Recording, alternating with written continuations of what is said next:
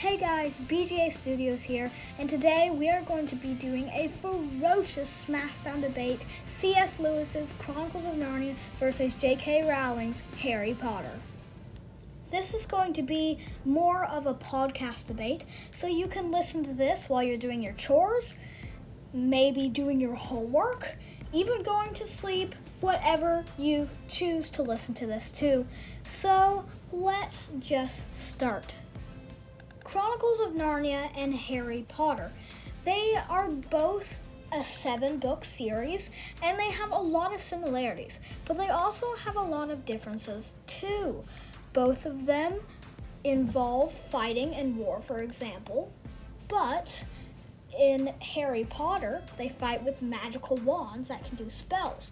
In Narnia, it's more medieval weapons like bows and swords, which still do a lot of damage, but maybe not as much as wands. So Harry Potter might have won on that one. I have read both series and am a big fan of both of them. I have a Harry Potter collection in my room, and I have all of the 7 Chronicles of Narnia books. Except for Horseman's Boy, but just his nephew. But I am a big fan of both, and I love both. I've also watched the movies for both. If you don't know, they are movies for both. I am saying both a lot, aren't I? Sorry, I'm freestyling this, so it's kind of like, okay, getting back on topic. Okay, so anyway, Chronicles of Narnia. Let's talk about this for a second. Let's talk about just the earlier summary of the books, like what's happening. So basically, in Chronicles of Narnia, it follows the story of the 4 Pevensey children: Susan, Edmund, Lucy, and Peter. That wasn't in a specific order, but Susan and Edmund are the youngest, and it's not Susan. Lucy and Edmund are the youngest. Lucy is the youngest, Edmund is the second youngest, Susan is the second oldest, and Peter is the oldest of the 4. And they are trying to escape the London air raids. So they go to live in a house with Professor Kirk, an old man that lives in a giant house, where the youngest, Lucy, finds a magical wardrobe that leads her to a magical land called Narnia. That is sadly under the rule of the White Witch, which is making it a terrible place to be. But little does she know, the 4 Pevensey children are the ones to stop her. It is a thrilling adventure book. It's really good, very literary. It has a lot of spiritual meaning, and it is just, C.S. Lewis is a beautiful and amazing writer. Now let's talk about Harry Potter. Harry Potter, let me just say, it's a lot. It's a lot of mysteries and stuff, but I love how it all comes together in the end. Basically, the first book summarized is an orphan boy is living with his cousins, which is an abusive home to him. And so when he turns 11, he gets invited to Hogwarts School of Witchcraft and Wizardry. And it is become known that he is a wizard. And he figures out that a evil man, Lord Voldemort, otherwise known as you-know-who, and the Dark Lord, and he who must not be named, killed his parents and is now after him, because he is the one that he meant to kill all along. However, Harry has no idea why, which he finds out later in the series. But anyway, he befriends Ronald Weasley and Hermione Granger, which help him solve the problem and basically stay alive. It's a really good book, and it definitely keeps you on your toes. And I probably didn't do it justice with that explanation, but you have to read it for yourself or watch the movies. Both are so good. Now, if I had to choose between the summaries, which one would sound more appealing to me, I would have to give that point to Chronicles of Narnia, just because, it just seems more appealing to me. It could be wrong. I could be wrong. Could be more appealing to somebody else. Harry Potter could be. I don't know. I don't know. Don't judge me. But anyway, let's move on to the second category, which would be which one would be more appealing to read, which is, I guess, what I gave a short explanation on there, which basically what I would say is, I guess, how they are written. So let's start with Harry Potter, because Chronicles of Narnia got a turn last time. It's their turn to wait. Harry Potter, it's very mysterious. It's a very mysterious book. It has a lot of mysteries. Every book has a new mystery. It's very thrilling, though, and very satisfying when it all comes together in the end. And really, it's just an amazing read, very detailed and quite, what's the word I'm looking for? I'm not really looking for any words because I'm freestyling. Help me. But yeah, that's basically all I can say for that one. I should probably move on to sames and differences, but Chronicles of Narnia, I have to say, is it's not hard, but it's not easy to read because they use a lot more medieval slang, which can be hard to understand for Americans, and possibly British people. I don't know. I've been to Europe like once, so I have no idea. But I've never been to London or England or any of that place I want to, though. But I'm getting off track.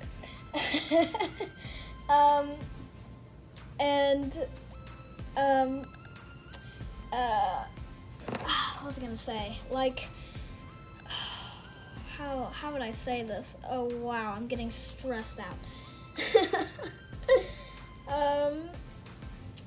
Where was I even? Hold on. Where is it? Let me check. Okay, cool. So, basically, it is kind of a hard read because of all the medieval slang, although it is understandable. They do a lot of weird things, but it does come together in the end to show one big picture. All the little pictures just scattered around all form one big picture. And Harry Potter, however, is longer than the Chronicles of Narnia series. The books are longer. It is, for most people, or at least for me, an easier read. And it definitely gave me quite of a break because I could understand more of what they were saying because they use more modern words, if you know what I mean. J.K. Rowling does. But it is amazing read, and I'm not giving either of these books justice here with my explanations, but you're getting what I mean. Anyway, you're gonna have to read them for yourselves to figure out which one you like better. But moving on to sames and differences. Some of the same things in Harry Potter and Chronicles of Narnia are they both are a 7-book series, which I mentioned earlier. They both have villains and main antagonists and main protagonists. They both involve a lot of war and fighting. They both have magical creatures and just magic in general. But some differences is that, and they both have like hidden worlds and stuff like that, which is really cool. But some differences is that Harry Potter uses wands instead of swords and bows. Also, the Chronicles of Narnia has 4 main characters. Harry Potter, the Golden Trio, are 3.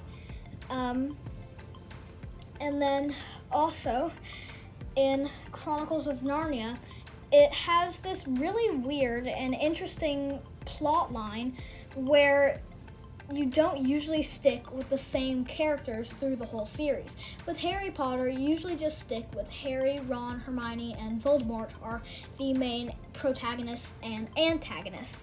However, in Chronicles of Narnia, the antagonists change pretty much every book, and so do the protagonists. Not every book, but usually. Like in the first couple of books, in the first book, it has Peter, Susan, Lucy, and Edmund. However, in the second book, same as well. In the third book, it only has Lucy and Edmund. And then in the fourth book, which was the fourth book? I forgot what the fourth book is. I believe it only has Eustace. Yeah, no, in the third book it has Eustace, Lucy, and Edmund. In the fourth book, I believe it has Eustace and Jill. And then in the fifth book, which I'm not counting The Magician's Nephew and The Horse and His Boy. So by first book, I mean The Lion, the Witch, and the Wardrobe, and on from there. And by third book, I mean Voyage of the Dawn Treader. So in the fifth book would technically be the seventh book, because I don't count those two books just because they're not really according to the series. You don't have to read them. You can if you want to, however. They're not necessary, though. You would still get what's going on if you didn't. But in the seventh book, or The Last Battle, everybody comes back. So there's Peter, Lucy, and Edmund, and Eustace, and Jill. Except for Susan, which you're going to have to read to find out what happened to Susan, because Susan is not in The Last Battle. And like Mr. Tumnus and everybody. And then the antagonists change pretty much every book. It changes from the White Witch to King Miriaz, and then of course in Voyage of the Dawn Treader there really isn't an antagonist that they're trying to escape. I guess like the sea serpent would be like an antagonist kind of thing, but it's not like a main thing. It's like only one thing that happens, so it's not really an antagonist that they're trying to escape. And then, so on, so forth. For The Last Battle, it would be Shift the monkey, would be the main antagonist. And so it's kind of weird like that, where it shifts around, but that's kind of what makes it interesting. C.S. Lewis really gets you into all these new characters, and makes you pretty much love them all, so you're not sad when they leave. But anyway, I feel like that's pretty much all I have to say for those two books. They both are amazing books. And if I had to choose one, I cannot choose for the public. Your choice, which one you like better, is completely your choice, which series you like better. But if I had to choose, then my favorite series out of those two would be, drumroll please, Harry Potter. I don't know why. I loved Harry Potter. I thought it was the best read ever. It's still my favorite book. I have a collection in my room. I've watched up to the 6th movie. I'm hoping to watch the 7th movie. I haven't. Sadly, I haven't. Because truth be told, I'm on the 7th book.